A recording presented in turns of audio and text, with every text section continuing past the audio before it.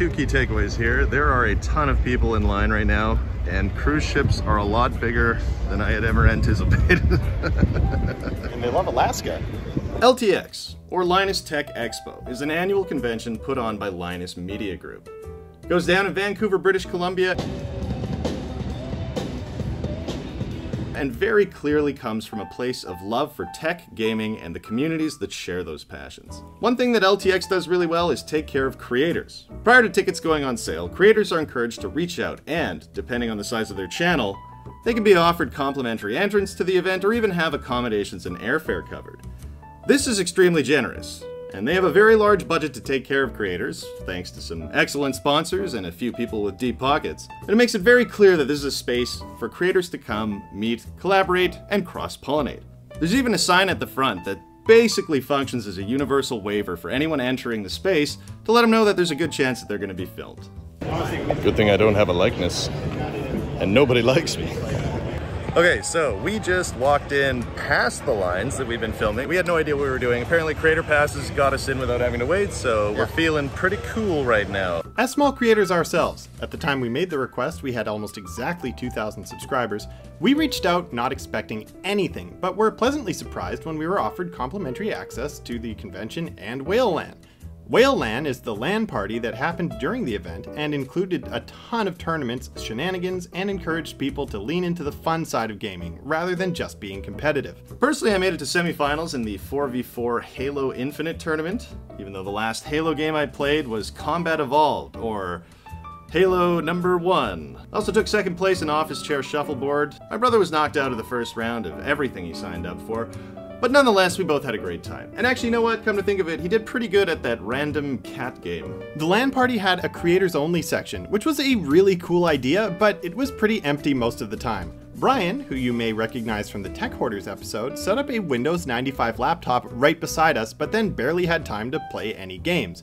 He was busy making content, as were most creators. We made sure to get the full guest experience on Saturday, taking in the convention and playing as many games as possible. Sunday, we focused on making content, meeting people, and frankly, we only had time for 2 games of StarCraft as well as the MVP tournament, which is what Dan was talking about with that cat game earlier, which was basically just playing different indie games that you'd probably never played before. The LAN party also created a home base within the event for us to keep our stuff at, sit down for a rest, etc. It was extremely handy. And the complimentary Whale LAN shirt is sweet AF. Seriously, I'd buy this even if it had nothing to do with LMG or Whale LAN. It's just an objectively awesome design.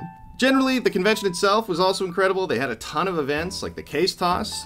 I ended up getting like, I don't know, it wasn't like a full score, but I got pretty close to the edge. Some guys were whipping them right through that cloth wall, though. There were racing simulators, ones that even had like, you know, built-in hydraulic movement so you could feel the car bumping around. There's a PC building workshop, blindfolded cable management. There were a whole bunch of stations there where you could learn how to use things like Photoshop or Adobe Premiere to edit a video or make a thumbnail. There was a midway full of carnival-style games. Frankly, the most popular events were the ones like the VR RC cars and the Midway. Those had lineups that were all well over an hour long. Yeah, Brendan, how long have you been waiting in line for the Midway? Oh, way too long. It feels like it's been days. It's probably been like almost an hour though, really. We didn't have a lot of time to spare to wait in line for things like that, but if we were there as regular guests, it would not have been a problem because, I mean, over both days, you definitely have enough time to get everything done. As smaller creators, Dan is absolutely in awe of the size of these cruise ships. We weren't totally privy to everything that was offered to the larger creators, but to be clear, that is not a problem. There was apparently a creator dinner that we can't figure out if it was only for larger channels or if there were communications about it somewhere that we missed. We checked all our emails and didn't see anything anywhere. I mean, it's possible it was on the website and we missed it, but it's also possible that they just didn't have space or budget to invite every single person. In fairness, given that we only have 2,200 subscribers, we aren't offering much in return, so it makes sense that they can't spend unlimited money on us. It would have been cool to get to know some of the other creators there, but we met a bunch anyway, and the most important thing to note here is, don't be shy. I met Louis Rossman shortly after he ate some very spicy Thai food inside the food court nearby. He gave me some sage advice on the floppy disk I was getting everyone to sign. See, he says you should never eat spicy Thai food. And I also got a great video with DangPods, which you can check out by clicking here on the screen. One thing to keep in mind is that, as small creators, we were thrilled whenever anyone asked us to sign anything, but that isn't the case for the people who've been doing this a long time. Don't be rude. Respect the people you're hoping to meet or ask for signatures. On Sunday, Luke was very clearly getting overwhelmed with the signature requests, and I was impressed by how polite he was when he had to decline people. And one time, we saw Jay's 2 cents and he was talking business with the company's PR rep. Luckily, the guy at the booth let us know so we didn't interrupt him.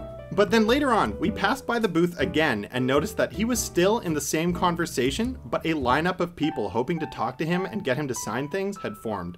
As creators, it was important to make sure we considered what was going to be content on this trip. The drive out, for example, was a video. I stayed up until 1:45 a.m. editing on Friday night, which is another consideration. You know, taking time to ingest footage, review it, edit it, render it. On the Saturday, we spent a lot of time getting to know the conference. We played some games at the LAN. Sunday, we focused on getting interviews with attendees, and then Monday, Tuesday, we drove back. All in all, we'll probably get about 4 videos out of this event. The road trip, the interviews, the video you're watching right now, and then one about our VRBO horror story.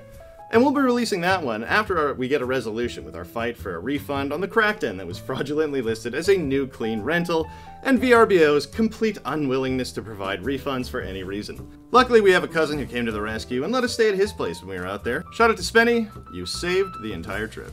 So what are the key takeaways here? Well, this was a working holiday. You might not get much of a chance to game, and you may have to miss out on a lot of the cool parts of the convention that you're not going to have time to wait in line for. 2. LMG has done a great job making creators of all sizes feel welcome and cared for. As a small creator, you won't get all the perks that are being offered, but you should take advantage of the opportunities you're given. Thirdly, it's a great opportunity just to rub shoulders with people you might otherwise never have a chance to meet. And in our case, that was a lot of gamers, that was a lot of people from YouTube channels and other spaces that, as Winnipeg boys, we don't get a chance to frequent. 4. You control the impression you make. So make sure to be respectful of people's time and boundaries. You want to be remembered, but not because you refuse to take no for an answer. And lastly, if you're asking yourself, is it worth even trying to go to something like this to get content? The answer is a resounding yes. Stace and I had a total blast. Shout out to Linus Media Group for actually comping our tickets. I mean, that was going above and beyond, even for us. I mean, the fact that we didn't even have to wait in the lines that we waited in anyway. I mean, that was just fantastic. The idea that we got treated a bit like a VIP simply for all the hard work that we've done, even though we might still be small potatoes, really meant a lot. And obviously, we're a small channel, so your subscription would mean the world to us. Also, it would mean a ton if you could tell a few people that you know if you enjoyed the content that you just saw. If you want to help us cover the cost of our trip, as well as the fun videos that we create weekly, our Patreon is $1 a month for full access, or you could hit us up on Buy Me a Coffee. We have links to both below in the description. Also, shout out to our current list of patrons: Geek with Social Skills, Jerry Stoner, Branchus Creations, Evan Grill, SKLINK, Charlie from Oz, Larry Collins, Justin Morgan, Ron's Computer Videos, SShrek or Shrek, Dave's Vintage Apple Tech, Trina Conrad, Garth Beagle, Mac84, and the OG, Ethan Palamaro. Have a great week! Hi, we're from Kansas, where cars can wear backpacks. It's a satchel. Indiana Jones wears one. Yeah, just throw your plate on the back.